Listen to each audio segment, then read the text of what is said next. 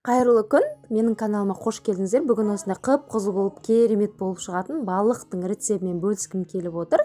Бұл жерде сазан да бар, және де осындай жылан балық бар. Қараңыздар, өте керемет. Осы жылан балық негізі маған қатты ұнайды, себебі еті де көп, және де қылтанағы аз болып келеді. Балаларға қорықпай бере берсеңіздер болады. Бұл жолы жолдасын барлығын өзі осылай кесіп, жаңағыдай шауып, қуырды. Бізге балықты қуырып берді. Қараңыздар, осындай етті жерлерін және де қабырға жаңағы сүйектерін барлығын осындай үлкен көлемді пышақпен шапты.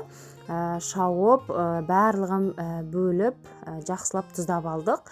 Қараңыздар, осындай осы жерде қатты үлкен жаңағы сүйегі болады. Сол сүйекті осылай үлкен пышақпен ұрғылап отырып шабасыздар. Және де орталарын бөліп пышақпен кескілесеңіздер болады. Біз енді кескілеген жоқпыз, себебі өзі жаңа етті, жұқа және кіші көлемге бөлгендіктен тек қана тұздап осылай қойып қойдым. Қараңыздар, мен осылай тұздап барлық жеріне тигіземін. Тұз кішкене көбірек болса өте дәмді шығады ғой. Енді жолдасым қызып тұрған майға осы балықтардың барлығын ұнға екі бетін ауыстыра отырып, осылай қызып тұрған майға салып, қызартып пісіріп жатыр. Өте енді керемет болып шығады, қыздар. Дәл осы менің рецептіммен жасап көрсеңіздер, осылай балықты қуырып керемет, дәмді болып шығады. Тұзын енді қатты ащы қылып жібермеңіздер. Үнемі осындай балықты біз сазан және жылан балығы алып қуырып отырамыз.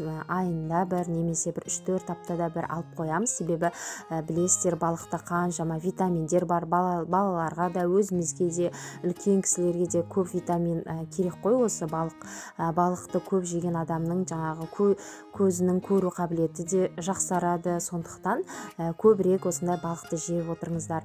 Қараңыздар, қызартып керемет қылып пісірді. Негізі әр жерде әрқалай қуырады екен. Енді біз осылай қызартып пісіргенді жақсы көреміз. Толық піседі және де керемет болып шығады. Ал бір жерлерде әппақ қылып, бір-екі быжырлағаннан кейін тез ақ ала береді екен. Бірақ біз олай істеген жоқпыз. Қызарғанша осылай майда қуырғанбыз. Қараңыздар, өте керемет, күшті болып шықты.